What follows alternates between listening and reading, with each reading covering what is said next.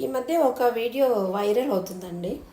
దేని గురించి అంటే ఒక అమ్మాయి చెప్తుందనమాట, ఆడవాళ్ళకి సొంత ఇల్లు అనేది లేదు. ఉంటే అమ్మ అంటే నాన్న ఇల్లు ఉంటుంది, లేదంటే భర్త ఇల్లు ఉంటుంది. భర్తకు కూడా ఇల్లు అనుకోండి, వాళ్ళ మామగారి ఇల్లు ఉంటుంది అని. దానికి చాలామంది ట్రోల్ చేసి మాకు సొంత మొగుడు లేడు, సొంత బాయ్ ఫ్రెండ్ లేడు, సొంత బండి లేదు అని. అసలు అది చాలా ఆలోచించదగ్గ విషయం. మీకు అసలు అర్థం కావట్లేదు. ఆడవాళ్ళ పేరు మీద ఇప్పటి వరకు ఏమీ లేవు, ఆస్తులు అనేటివి ఏమీ ఉండవు. ఒకవేళ వాళ్ళు సంపాదిస్తున్నారు అనుకోండి, వాళ్ళు సంపాదించిన ఆ డబ్బు ఖర్చు పెట్టే డెసిషన్ మేకింగ్ పవర్ ఎవరి దగ్గర ఉంది? ఒకవేళ చాలామంది ఎంప్లాయీసే ఉన్నారు. సో వాళ్ళ డబ్బును కూడా వాళ్ళు ఖర్చు పెట్టుకోలేని పరిస్థితుల్లో ఆడవాళ్ళు చాలామంది ఉన్నారు. ఇది ఆలోచన చేయాలి. తర్వాత ఒక స్థలం కొంటారనుకోండి, ఇల్లే కడతారనుకోండి, ఆ ఇల్లు ఎవరి పేరు మీద ఉంటుంది? ఆ అమ్మాయి పేరు మీద ఉంటుందా, అతని పేరు మీద ఉంటుందా? అది కూడా ఆలోచన చేయాల్సింది. తర్వాత మన అగ్రికల్చర్ ఫీల్డ్లో దాదాపు 90% ఆఫ్ వర్క్ చేసేది విమెన్.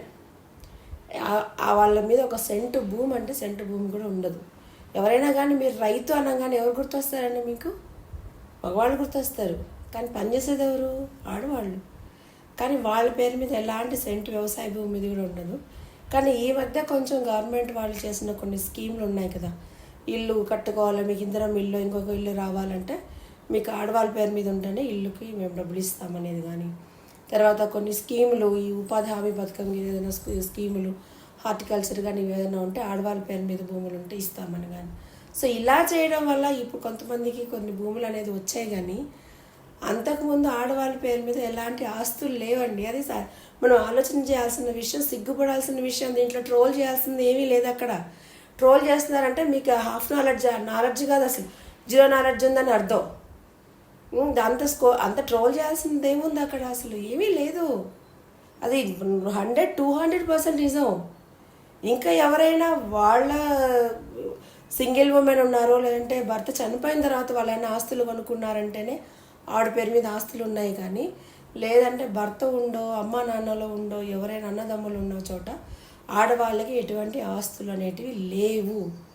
అది ఆమె ఎవరు చెప్పారో కానీ ఆమె చెప్పింది 200% నిజం. దీన్ని కాస్త ఆలోచన చేయండి. అంతేగాని ఇష్టం వచ్చింది కదా, మన చేతిలో సోషల్ మీడియా ఉంది కదా, ఫోన్ ఉంది కదా అని అనవసరమైన ట్రోలింగ్ చేయకండి. సో దీని మీద ఒక పెద్దవాడు మాట్లాడుతున్నారు, ఎందుకు అట్లా చేస్తున్నారు? పుట్టింటికి పోతున్నాం, తల్లింటికి పోతున్నాం, అత్తగారింటికి పోతున్నాం. పుట్టిల్లు మెట్టిన ఇల్లు, అత్తగారిల్లు తల్లిల్లు ఏం లేదు అక్కడ. పుట్టిన ఇల్లు మెట్టిన ఇల్లు. అది అక్కడ ఆడవాళ్ళకి ఎక్కడుంది ప్లేసు?